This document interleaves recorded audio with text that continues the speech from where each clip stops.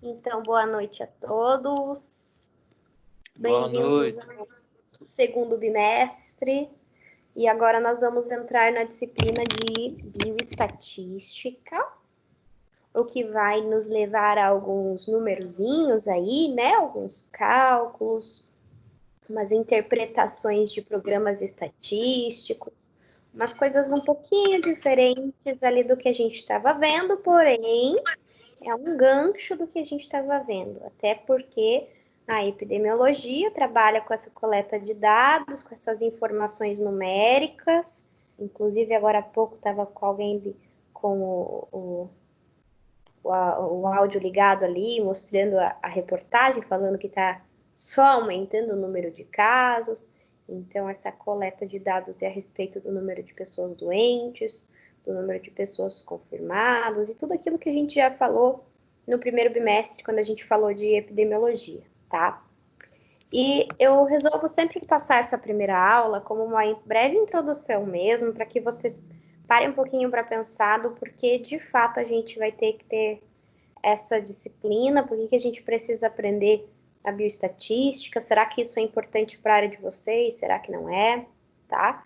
Então, eu quero que vocês parem um pouquinho para pensar. Vocês, principalmente vocês ali, né, enfermagem, nutrição, vocês acabam vendo matemática, um pouco de número em outras matérias, quando vai falar de aplicação de medicamento, por exemplo, ou das medidas das pessoas, né, para trabalhar com IMC e todas aquelas medidas que a nutrição também trabalha, tá? Então, vocês vão ver números, vocês vão ver matemática muito mais do que vocês vão ver aqui na minha aula, tá? E tem bastante coisa básica, e que se vocês souberem, lembrarem, quem não lembrar, meu conselho é buscar agora, lembrar de algumas regrinhas básicas da matemática, lá do ensino médio, ensino fundamental, vão investigando aí, perguntem para os filhinhos, para os sobrinhos, quem estiver estudando matemática, assiste a videoaula deles agora, né? Então, vamos tentar lembrar de algumas coisas, beleza? Mas a nossa disciplina se chama bioestatística. Então, olha o que tem na frente, a palavra bio, na frente da palavra estatística, o que muda um pouco, então, em relação se a gente fosse estudar de fato a estatística pura, que é algo, nossa, completamente doido, né? Eu chamo de doido porque é algo muito complexo e é interessante que a gente saiba basicamente interpretar os dados estatísticos, que a gente saiba que tipo de teste a gente deve usar para determinadas situações, para as pesquisas que vocês vão querer fazer. Então, para tudo isso é importante ali que a gente entenda. Então, eu separei aqui uns artigos para ir mostrando com vocês, além dos slides, tá? E aí eu vou falar o que tem nos slides, só que eu vou falar mostrando nos artigos para vocês, tá bom? Então, a pergunta hoje da aula é o porquê que a gente deve estudar bioestatística para a nossa área, no caso, para cada uma das áreas de vocês aí, para enfermagem e para nutrição. Eu separei, eu vou mostrar, começar com o primeiro. Separei artigos.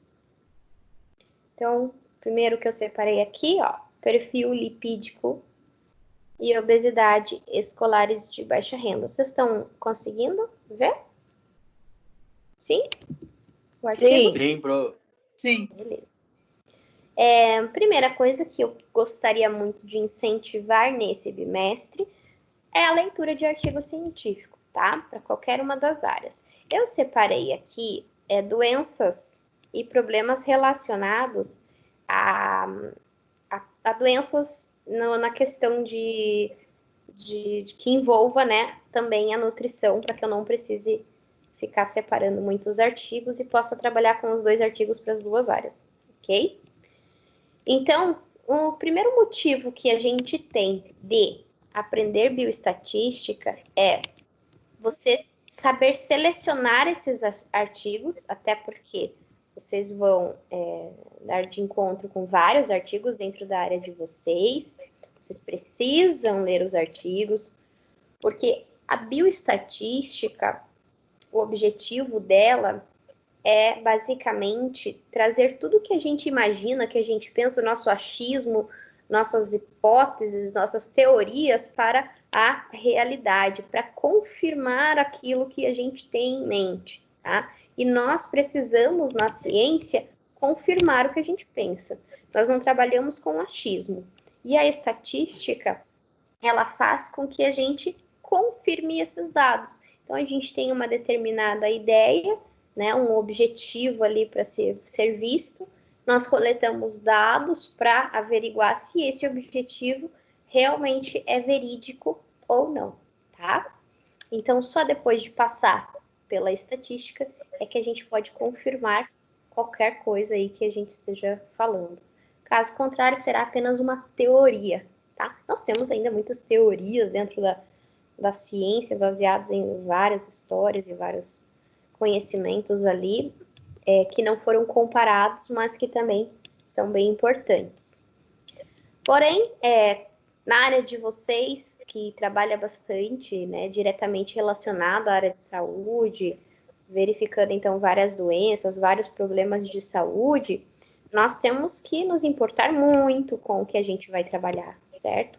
Com a metodologia que você vai usar com o seu paciente, com a técnica que você vai usar com esse seu paciente, com né, o jeito que você vai trabalhar com ele para resolver o problema dele, tá? Seja ele qual for, tá?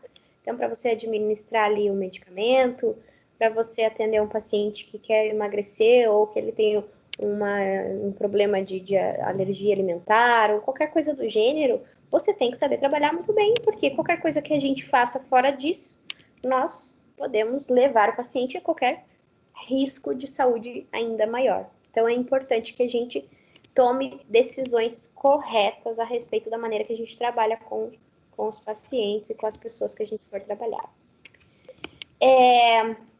Todo artigo científico, então, ele tem um resumo, ele tem introdução, tem lá toda uma parte teórica que eles buscam de vários outros autores, tem a metodologia, tá?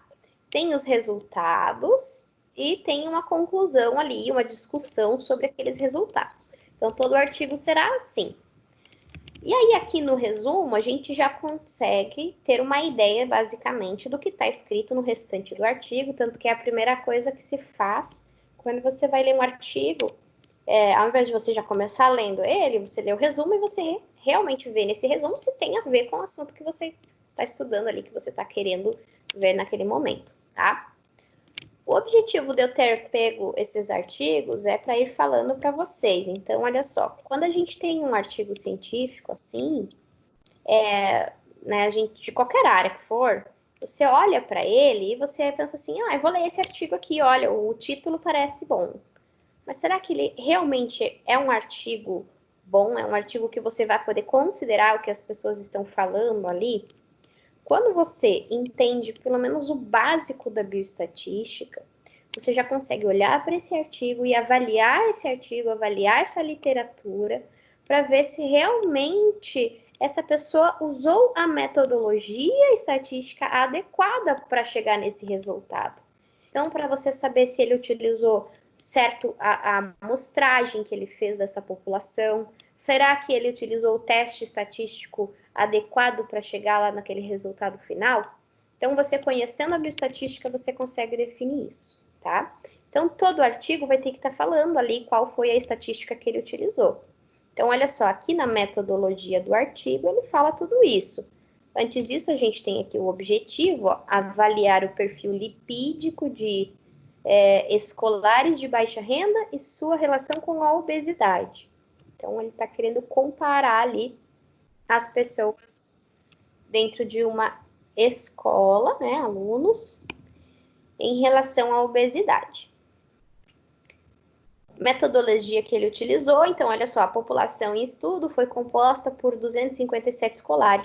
Então, aqui ele já começa falando da amostragem, da amostra dele da população. Quem é a população? São estudantes de idades entre 3 e 14 anos. Então, tudo que ele estiver falando aqui é a respeito desse tipo de público. Então, a gente não pode fugir do que ele está falando aqui para pessoas de outra idade, por exemplo. Nós teríamos que fazer uma comparação para ter certeza que o que acontece com essas crianças poderia acontecer com um adulto, com um idoso, ou coisa do gênero. Então, os artigos são sempre bem específicos, tá? E aí, a gente tem aqui, eles coletaram variáveis de estudo. O que são essas variáveis? A gente vai aprendendo elas daqui para frente, mas elas são essas características dessa população que você está estudando. Então, aqui no caso, o dado socioeconômico, então a renda é uma característica dessa população. Então, ele foi coletando esses dados e perguntando tudo sobre essas características para realmente ver se essa população cabe dentro do estudo que ele está fazendo. Além disso, então, aqui, ó, ele pegou e mediu, ó, estabeleceu ali, né, por meio do índice de peso e estatura. Então, ele fez ali uma coleta de dados de massa corporal. Então, ele mediu as crianças, pesou as crianças. Então, ele coletou dados numéricos aqui, estão vendo? Aí, depois disso tudo, ele é obrigado a fazer uma tabela e aí jogar num programa estatístico e buscar um programa estatístico para definir de fato se ocorre diferença significativa ali no resultado. E aí ainda ele diz aqui, ó, os dados foram analisados pelo teste T de Student e Manu Whitney, o que Quadrado realizou 3 testes estatísticos, tá?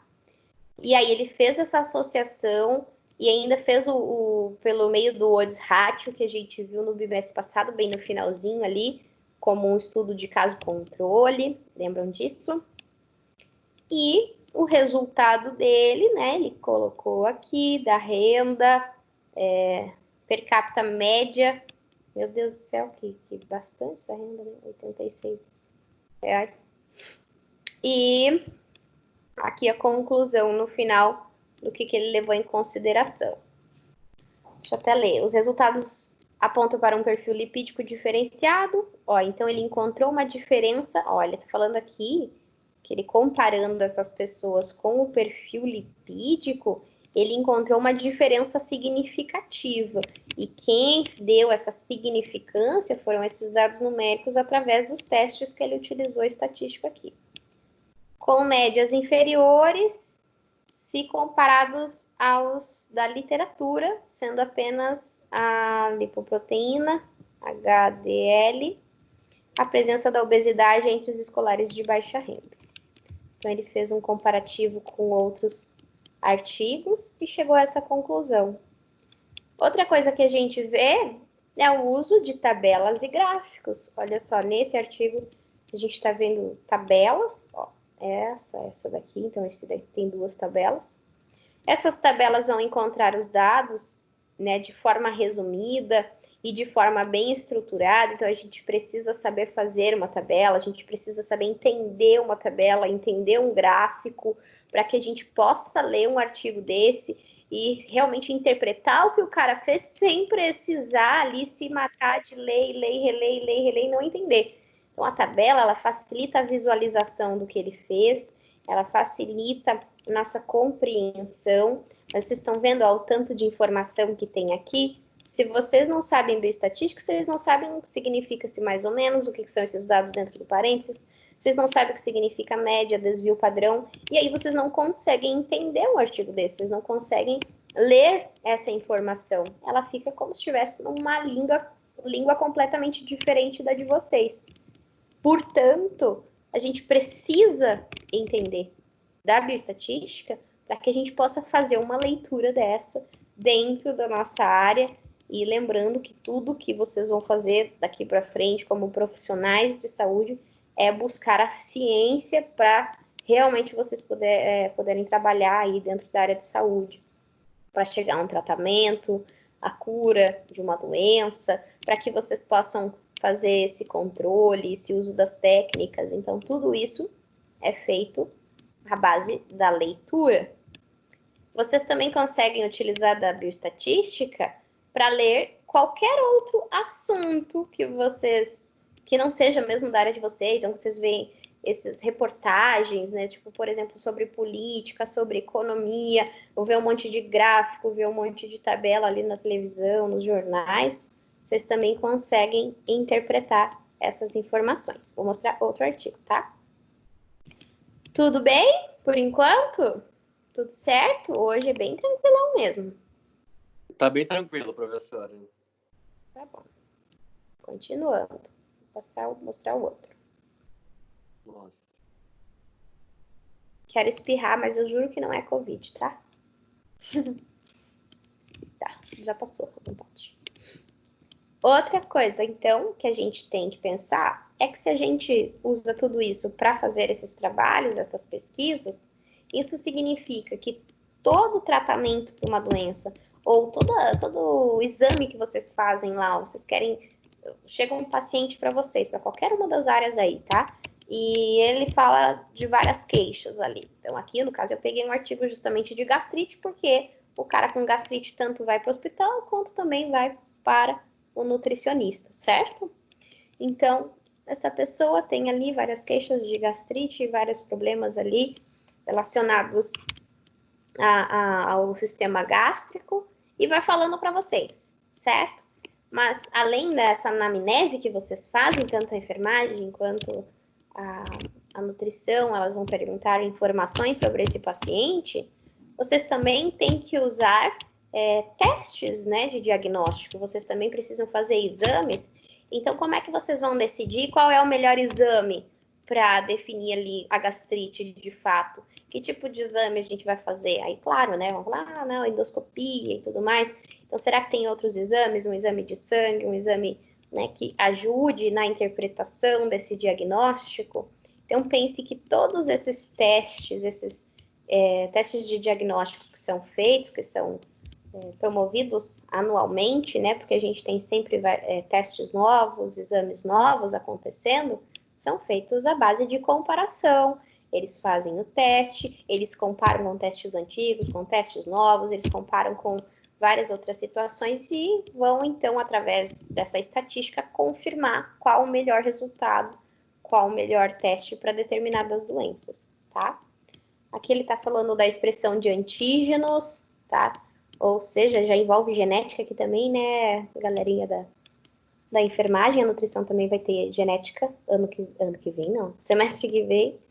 A gente está falando da expressão de antígenos, que são as proteínas ali, que são expressas através do nosso material genético. No caso de gastrite crônica e alterações ali na mucosa. Então, da mesma forma que a gente falou para o outro artigo. Vou aumentar um pouquinho. Meu Deus. Minha cara tá me matando.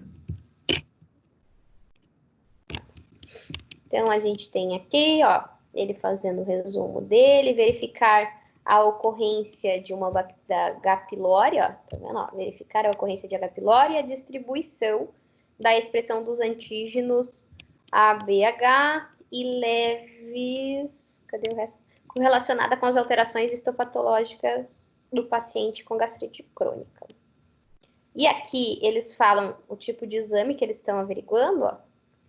Amostra de sangue, saliva, biópsias gástricas de pacientes com essa doença através de técnicas de dot-blot ELISA e imunoperoxidase, que é um exame imunológico, tá, específico. Indireta e coloração de grão, tarará, então toda a parte técnica que eles usam no próprio exame, na própria técnica. E aqui eles colocaram então o resultado. Então vamos ver o que tem de mais bioestatística aqui. Ó, a tabela. Ó, o grau de intensidade. Então eles separaram aqui a distribuição das características. Estudaram 63 pacientes, então os dados de amostra, tá? Quantos pacientes foram utilizados, quais foram as informações que foram coletadas, a comparação dessas informações. Aqui ainda a gente tem um parágrafo que depois a gente vai aprender, ó, vocês estão vendo que tem um monte de numerozinhos aqui. Esse aqui está falando do teste do Q², que é para a parte genética que eles fizeram o exame. E aqui também tem um valorzinho de P, que nós vamos aprender mais para frente, tá? Não se preocupem com isso nessa aula, mas mais para frente a gente vai aprender a interpretar um valor de P desse, porque ó, o programa estatístico vai lá e te dá um valor desse, tá? Mas e o que isso significa?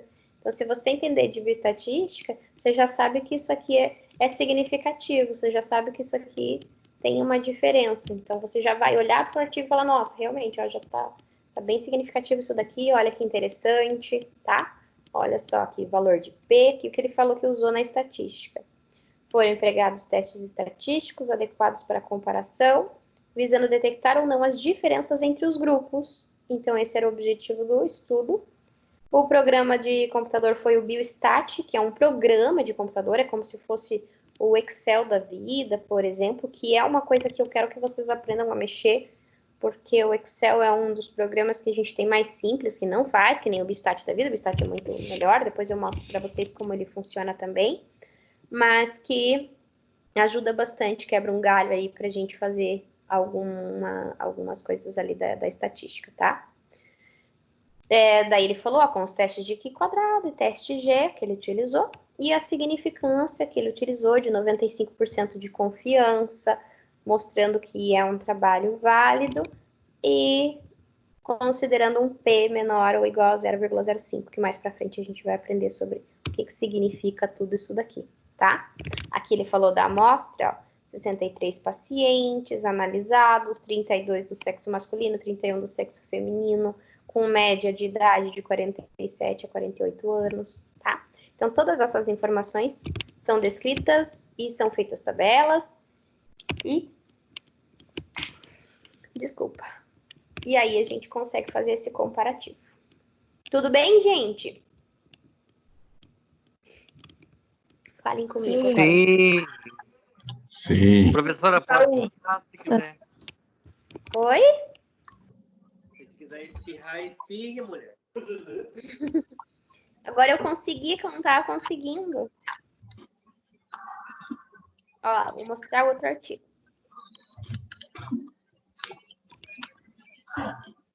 Então, aqui, ó. Além de técnicas de diagnóstico, dos exames que a gente, né, que vocês usam, de tudo isso que a gente fala, outra coisa que a bioestatística ajuda a gente é a interpretar dados vitais, ó, mortalidade. E aí a gente falou disso em epidêmio, então dos dados epidemiológicos, a estatística é essencial para que a gente fale da epidemiologia daquela população, dos dados da situação de saúde, de dados de mortalidade, de natalidade, então de tudo isso é o básico ali, a gente precisa da bioestatística para entender de tudo isso. Aqui só um artigo a mais para vocês, né, colocarem na cabecinha de vocês que são os artigos que nos dão essas informações que a gente sabe hoje. Aqui está falando de mortalidade em idosos por diabetes mellitus como causa básica associada, tá vendo? Mais uma doença que eu posso falar que cabe para a enfermagem e vai também para a nutrição ali para cuidar desses pacientes. Então, essa mortalidade em idosos, e aí ele faz aqui um trabalho mostrando, ó, trabalhou com 291 óbitos estudados, então 291 é o N do trabalho dele, é o que ele utilizou como amostra. Aí, ó, separou sexo, homens e mulheres. Aí ele falou de taxa de mortalidade, e isso a gente já aprendeu a calcular. Então, esse é o cálculo do bimestre passado, que a gente já começou de leve ali, para vocês darem aquela entrada na estatística, e aí depois a gente vai continuar. Então, taxa, basicamente, a gente está falando de porcentagem, né? O básico ali, que a gente aprende a fazer. Então, ele fala dessas diferenças, das proporções, tá? E aí aqui tem um resultado, ó. E o que ele estudos adicionais em cortes, ó. Então ele utilizou o estudo epidemiológico de corte que a gente viu no bimestre passado, lá nas últimas aulas. A análise de estatística de mortalidade baseada unicamente na causa do óbito pode levar a perfil distorcido em função da subnumeração.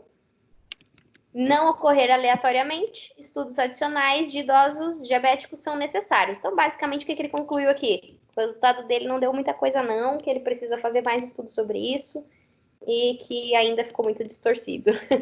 O que acontece bastante também quando a gente vai fazer um trabalho, tá? A gente não conseguir chegar a um resultado tão bom assim.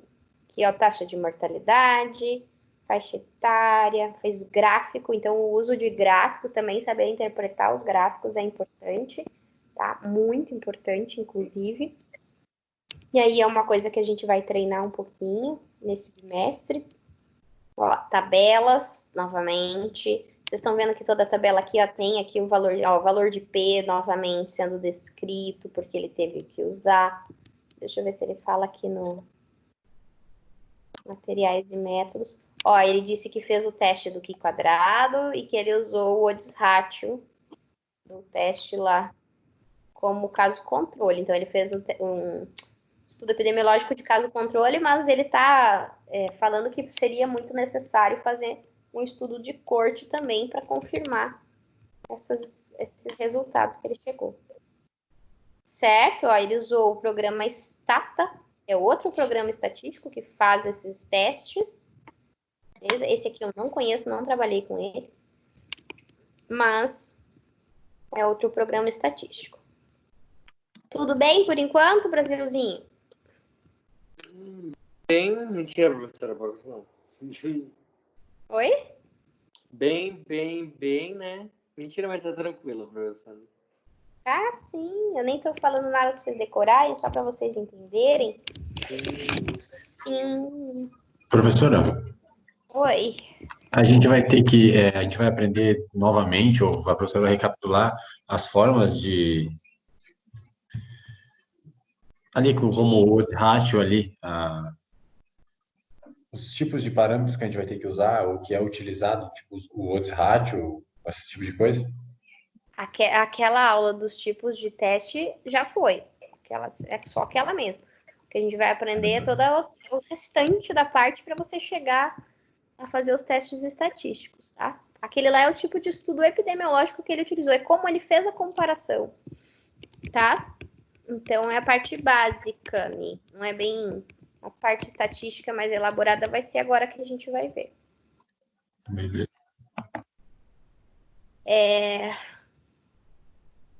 Vou mostrar os slides, vou deixar vocês perguntarem e vou falar da prova um pouquinho, daí a gente finaliza, tá?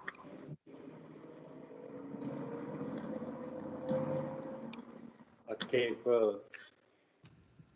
Então, os slides é só para falar o que eu falei, tá? Então, para vocês ajudarem vocês a responder o fórum, que o fórum está perguntando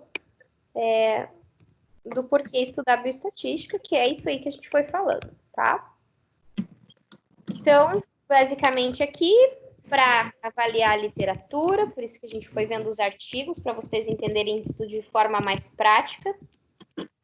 Para os resultados no cuidado do paciente, então, para vocês levarem em consideração, ó, aqui está falando os melhores procedimentos de diagnóstico, então, tudo aquilo que a gente foi falando durante a observação dos artigos. Interpretar as estatísticas vitais, que a gente mostrou ali, falando do artigo de mortalidade e de natalidade. Entender esses problemas epidemiológicos, que basicamente a gente falou agora e falou no bimestre passado, de uma maneira geral. Para interpretação também de informações sobre drogas e equipamentos, inclusive não mostrei um desse, mas vários artigos que falam sobre o uso de medicamentos, qual que é o melhor medicamento, qual que é a melhor concentração desse medicamento, sobre os equipamentos que vocês podem usar para medir, para testar, para fazer esses medicamentos, para tudo, né? Então, tudo isso também é avaliado de forma contínua, o tempo todo nós estamos fazendo esse tipo de teste para fazer esses comparativos. As técnicas de diagnóstico que a gente falou, inclusive mostramos uma delas ali, que é o de ELISA, lá que eles utilizaram de imuno. Para ficar informado, ainda falei que a gente pode ver qualquer outra informação, né? Aqui está falando de diretrizes e regras. Então, pense assim, por exemplo, a enfermagem ali tem um procedimento que ela faz numa hora de uma cirurgia, por exemplo. E tem sempre um passo a passo. E se você errar esse procedimento, o paciente morre, tá? Então, tem ali, ó, agora você tem que fazer isso, agora você tem que fazer aquilo, agora você tem que fazer aquele outro. Errou, o paciente morre. Então, tudo isso também foi averiguado, também foi verificado, o tempo, qual que é o melhor tempo para deixar ali, qual que é o melhor tempo para tirar, em quanto tempo o paciente morreu, porque deixou muito tempo ligado, não sei o quê, ou deixou desligado, não sei o quê. Então, tudo isso foi verificado, comparado estatisticamente, para que vocês saibam utilizar desses protocolos de forma correta e possam também ir melhorando esses protocolos ao longo do tempo, tá?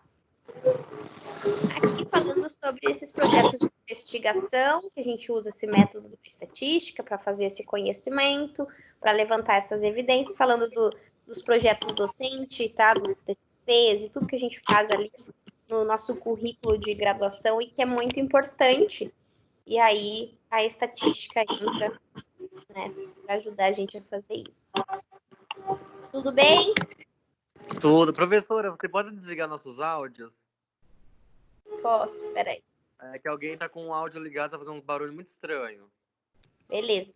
Peraí, tô fazendo isso. Prontinho, estão desligados. Ai, como eu queria poder fazer isso na vida, sabe? Tipo, ai, não quero ouvir você agora. Ai, ai. Mas agora também parece que eu tô falando sozinha, então é esquisito. Peraí que eu tô abrindo a prova de vocês, tá? Ai, ai. Eu vou falar da prova de modo geral. Inclusive, é uma coisa que eu tenho que falar que é complicado, sabe, Brasil?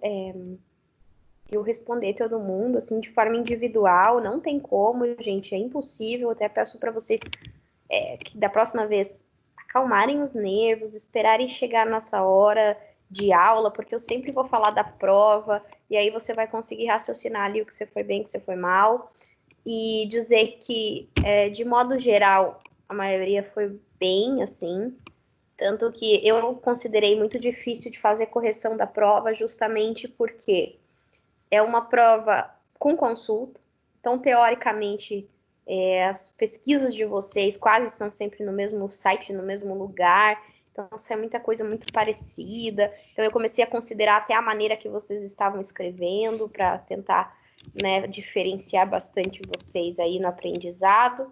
Então foi uma coisa muito difícil, tá, de ser avaliado. Mas no geral, obviamente que todo mundo foi bem, tá? Então a gente tem aqui 3 perguntas apenas. A primeira para falar de notificação compulsória.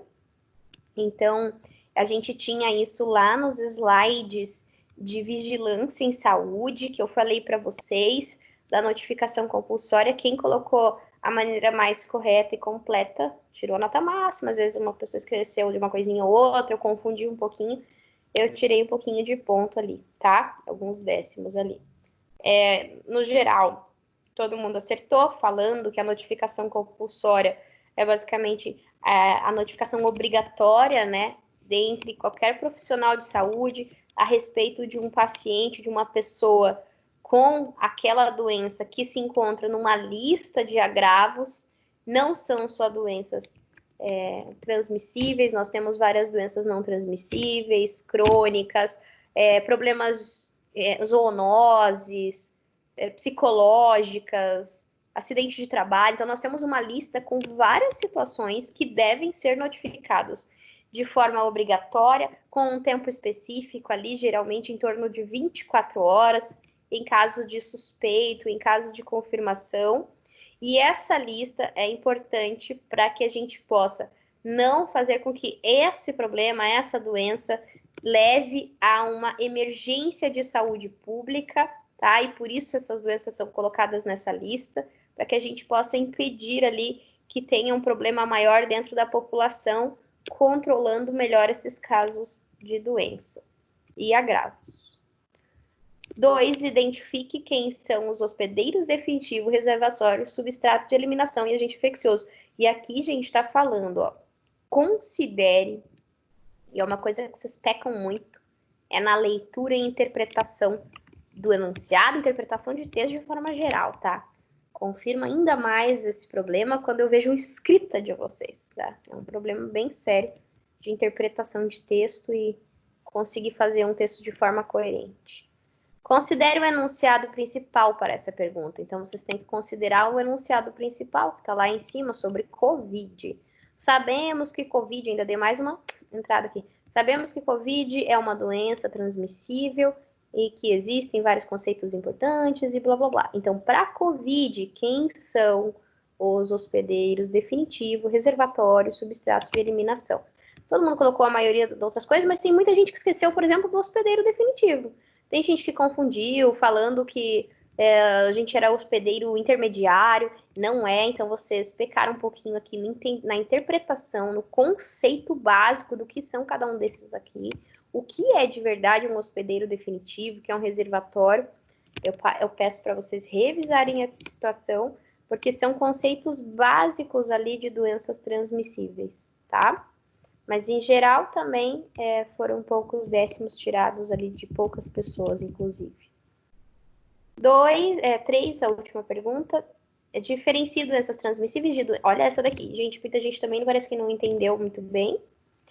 Aqui dá um breve enunciado falando de algumas doenças e tudo mais. E aí, aqui embaixo, fala assim, ó, sabendo desse enunciado que eu falei, doenças transmissíveis, diferencie doenças transmissíveis de doenças crônicas não transmissíveis. Olha só, a respeito de planejamento de ações preventivas. E se eu não me engano, eu falei para vocês em uma das aulas falando que o que eu mais queria que vocês falassem aqui era sobre vocês saberem diferenciar esse planejamento de ação, tá? Como que a gente planeja essa prevenção, o planejamento dela, não de fato a prevenção em si, mas como que a gente planejaria isso? O que a gente tem que olhar, para onde a gente tem que olhar para fazer um planejamento de ação preventiva para a doença transmissível e para a doença crônica não transmissível. Quando a gente fala da transmissível, então, a gente foca no meio de transmissão e no agente infeccioso, na origem da doença, que é uma só. Então, a gente só tem um agente, a gente vai focar nesse agente, vai impedir essa transmissão.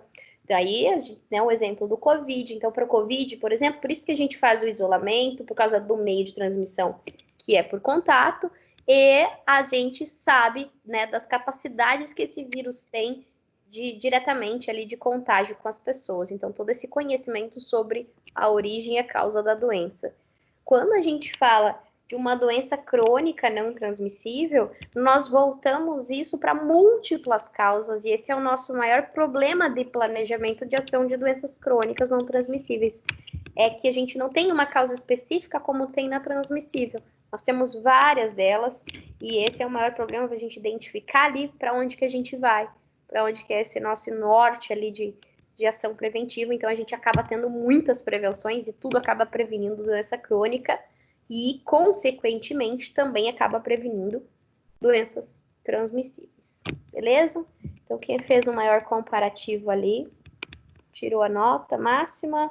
Uns eu fui considerando, lembrando que eu considerei também o jeitinho que vocês estavam escrevendo, então é importante que vocês aprendam a escrever, eu preciso que vocês aprendam, vocês precisam mesmo também, vocês vão passar informações para outras pessoas, vocês vão usar de textos, então vocês precisam fazer isso de uma maneira bastante coerente e boa, beleza? Tudo bem? Então eu tive 300 e poucas provas para corrigir, sabe Deus quantos e-mails que me mandaram depois disso. Então, fiquem tranquilos, relaxem, esperem a aula para ver se a gente fala. Se a gente não falar, vocês perguntam na aula. E daí tudo vai ficando bem. Beleza? Vocês têm alguma pergunta? Vou voltar para mim aqui. Alguém? Tá? Nenhuma? Tudo certo? Tava tranquilo essa prova. Que bom, fico feliz que vocês acharam. Eu também acho que estava muito fácil, na realidade. Muito, muito, muito. É fácil pra você. Não é fácil para vocês também, vocês podiam pesquisar. Tava fácil. Mas estava realmente, eu tentei fazer perguntas para vocês pensarem um pouquinho, né? Tipo, essa da diferença ali de planejamento é algo para se pensar mesmo. Meu Deus, não é verdade? Como é que a gente vai fazer isso? Então, realmente tentei fazer de uma maneira interessante. Eu acho que nós tivemos bons resultados, inclusive, né, além de eu dar essa bronca, assim, né, eu quero parabenizá-los pela dedicação de vocês. Eu acho que vocês estão indo bem, principalmente as pessoas que estão sempre aqui no ao vivo, que vêm aqui, que participam, né, porque isso é importante, gente, nesse momento. Não é para desvalorizar isso tudo que a gente tem. A parte do ensino não depende só do professor, depende muito de vocês, tá? Nós transmitimos o aprendizado, nós orientamos vocês, nós damos o norte, mas quem realmente vai se dedicar a isso, quem realmente vai ver o que está aprendendo, o que não está, são vocês. Então, principalmente agora, nesse modo remoto, que eu não estou olhando para o rosto de vocês, que vocês não estão ali, né, no contato, e então isso acaba sendo precisando muito de uma participação direta dos alunos. Então, eu quero parabenizar todos vocês que realmente tiveram essa participação, que estão se empenhando, que estão entendendo a necessidade disso para que se tornem bons profissionais, tá? Porque nós estamos salvando vidas, ficando em casa, e nós estamos aqui para isso justamente, principalmente dentro da área que a gente se encontra hoje, que é a área de saúde. Os enfermeiros agora também, que vocês estão percebendo o quanto vocês são maravilhosos, né, nessa grande epidemia que a gente está tendo, da grande participação de vocês para a área de saúde e o quanto vocês são realmente importantes aí. Belezinha? Beleza, prof. Então tá bom, meus amores. Tenham Professora, boa noite. Diga, querido. uma pergunta fora do contexto. A professora acredita que a gente volte até agosto? Eu perguntei esses dias, Jonathan. Ontem, né, Léo? Não estava. Ontem o Léo perguntou na aula de genética. E eu volto a repetir. Eu estou perguntando hoje, Leonardo, dá licença. Eu vou primeiro finalizar aqui para eu finalizar a gravação. Então, tá. Finalizamos a aula de hoje. Gravação encerrada. Peraí, parar a gravação.